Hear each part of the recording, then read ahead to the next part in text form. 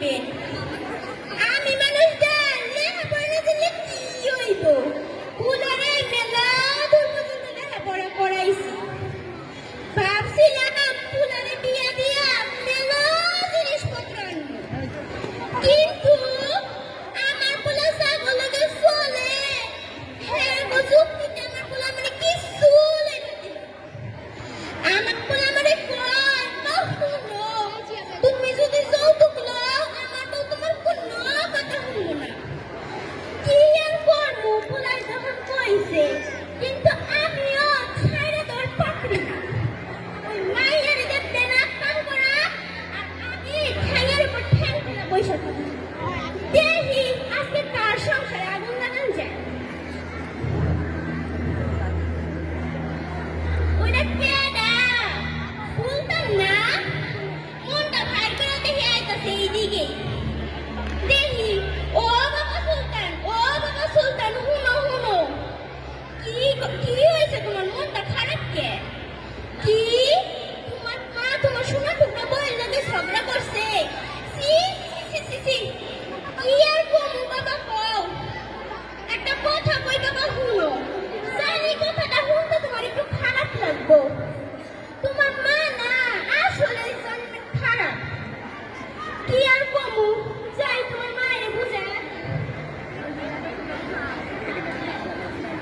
ওইটা কেডা পুকুর করে বইয়া? সুলতানের মা না? যাই কাটা খাইলে তো ছিটা দিয়া। ও সুলতানের মা বোন কাঁদতো কেন? কি তোমার পোলার বউ তোমার লগে ঝগড়া করছে?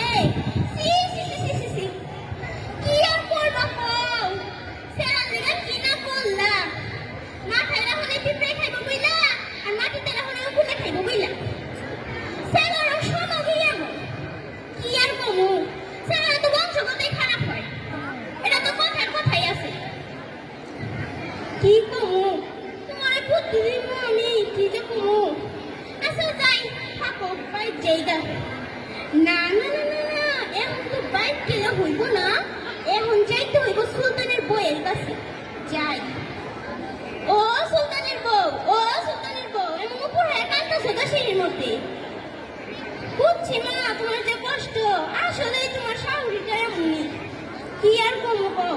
হুনো হুনো তোমার একটা বুদ্ধি দেই। তুমি না তোমার বাপের বাড়ি যে বইয়া থাকো গা, তাইলে তোমার হাউড়ি যাইব গা। কি আর কমু, যাই নিজের ফেরার মতো যে বুদ্ধি দিব। ওইটা কেডা? আমার সাতান না? এইদিকে দেখে আইতাছে।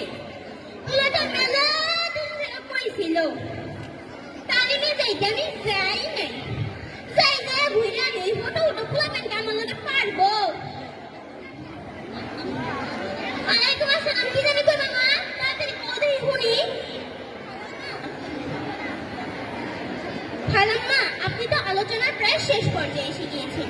সূরা হুমাযায় আল্লাহ তাআলা বলেছেন, ধ্বংস এমন প্রত্যেক ব্যক্তির জন্য যারা মানুষের সামনে ধিক্কার দেয় এবং পিছনে নিন্দা করে বেড়ায়, তাদের জন্য রয়েছে নিরীহার সেই উত্তপ্ত আগুন।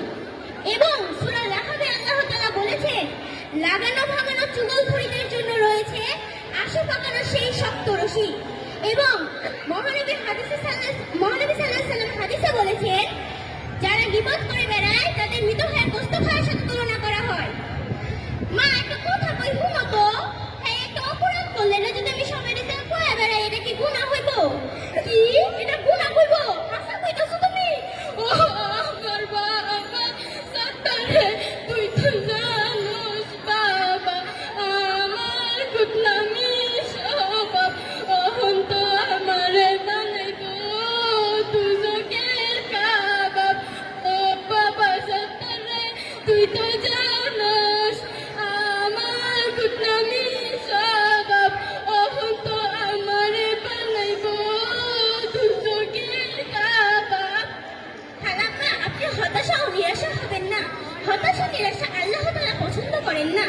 আল্লাহ তাআলা বলেছেন, আপনি যাদের কাছে গীবত করেছেন তাদের কাছে যে ক্ষমা চান, তাহলে আল্লাহ তাআলা আপনাকে ক্ষমা করবেন। কি কইতাছো মা? আল্লাহ আমারে ক্ষমা করব? তাহলে ওহনি যাই আমি তার কাছে গুনাহ করছি, ওর কাছে যে মাপ চাই, তাহলে আমারে ক্ষমা করে দিব আল্লাহ। আর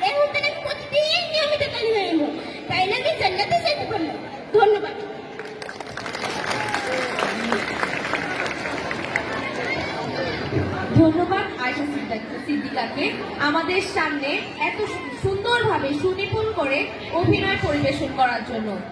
এখন আমরা উপভোগ